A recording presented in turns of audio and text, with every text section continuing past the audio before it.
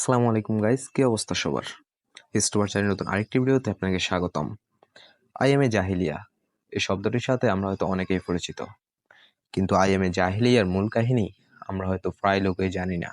আমাদের আজকের ভিডিওর টপিক হলো আইএমএ জাহিলিয়ার পরিচয়।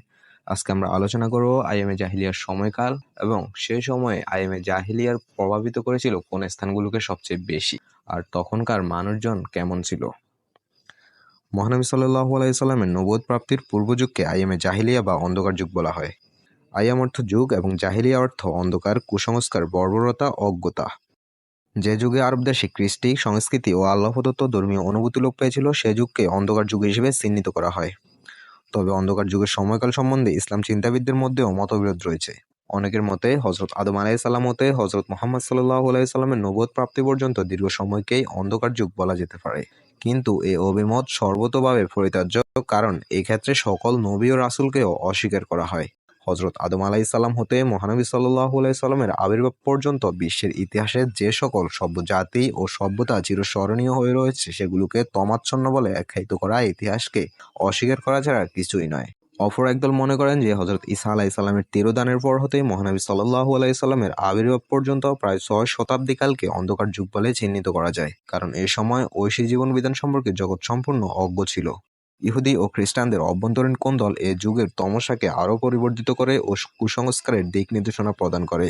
কিন্তু পরীক্ষার কোষ্ঠীপাতরে এই অভিমত গ্রহণযোগ্য হতে পারে না, কারণ খ্রিস্টীয় ষষ্ঠ ও সপ্তম শতাব্দী পর্যন্ত দক্ষিণ আরব ও উত্তর আরবে শিক্ষা-দীক্ষা, ব্যবসায় বাণিজ্যে, শিল্প সাহিত্য, রাজনৈতিক চেতনাবোধ, অর্থনৈতিক উন্নতি, সামাজিক ব্যবস্থার সুষ্ঠু ব্যবহার যতখানি উৎকর্ষতা লাভ করেছিল তাকে অন্ধকার বলে আখ্যায়িত করলে সত্যের অপলাপ করা হবে। তবে বলা যায় ইসলাম পূর্ব যুগের আরববাসী বা আরব জাতি বলতে আইয়ামে জাহেলিয়ার অন্তর্ভুক্ত অঞ্চল অর্থাৎ হেজাজের পার্শ্ববর্তী অঞ্চলের অধিবাসীরা অন্যান্য অঞ্চলের অধিবাসীদের তুলনায় অধিকতর বর্বর, কুসংস্কারাচ্ছন্ন, নৈতিকতাহীন, উচ্ছৃঙ্খল এবং অজ্ঞানতায় নিমজ্জিত ছিল। ঐতিহাসিক বর্ণনায় জানা যায় যে মহানবী সাল্লাল্লাহু আলাইহি সাল্লামের জন্মের প্রাক্কালে উত্তর এবং দক্ষিণ আরবে সমৃদ্ধশালী রাজবংশ স্বীয় আধিপত্য বিস্তার করেছিল। উত্তর আরবের হীরা ছিল একটি সমৃদ্ধশালী নগরী। হযরত খালিদ বিন ওয়ালিদ রাদিয়াল্লাহু তাআলা আনহু কর্তৃক 633 খ্রিস্টাব্দে হীরা অধিকৃত হলে এর সুরম্য হর্মরাজি মুসলিম বাহিনীকে স্তম্ভিত করে তোলে। ফণিধানযোগ্য যে পরবর্তীতে কুফা শহর ও মসজিদ সম্প্রসারণে হীরার স্থাপত্য রীতির অনুকরণ করা হয়েছিল। বস্তুত দক্ষিণ আরবের হিমায়ারি রাজ্য খ্রিস্টীয় ষষ্ঠ শতাব্দীর এক বিস্ময়কর প্রতিভা। এ রাজবংশের অহংকারী আব্রাহা কাবাগৃহ ধ্বংস করতে গিয়ে নিহত হয়েছিল। সুতরাং একথা নিঃসন্দেহে বলা যায় যে দক্ষিণে আরব মিনাইয়ান, সাবিয়ান ও হিমায়ারি সভ্যতাকে অজ্ঞতার আবর্তে নিক্ষেপ করা যায় না। অপরদিকে উত্তর আরবের নফুদ অঞ্চলের নাবাতিয়ান, ফালমিরা, গাসসানি ও লাখমিদ রাজ্যগুলোর সমৃদ্ধির প্রতি লক্ষ্য করলে এগুলোকে অন্ধকারাচ্ছন্ন বলা যায় না। তাছাড়া উত্তর আরবের মরুময় নফুদ অঞ্চল সহ নজদ ও হিজাজ প্রদেশে মরুচারী বেদুইনদের অবাধ বিচরণ ক্ষেত্র ছিল।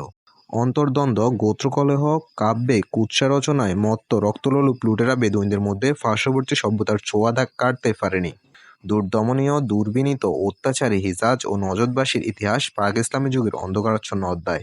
বিশেষত হিজাজ ও তৎপার্শ্বস্থ এলাকায় নৈরাজ্যের গণগটা বিরাজমান ছিল।